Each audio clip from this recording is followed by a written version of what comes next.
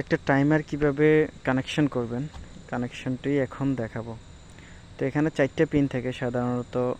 এখানে যে আমি চিহ্ন দিয়ে দিছি এল, এন, আর হচ্ছে এইচ আর সি। তো এখানে আমি এলতে লাইন বুঝাচ্ছি, এনতে নিউট্রাল, আর হচ্ছে সিতে কম্প্রেসার, এইচতে হিটার। এখানে হচ্ছে আমরা, এটা হলো পাওয়ার কেবলের নিউট্রাল সবগুলা।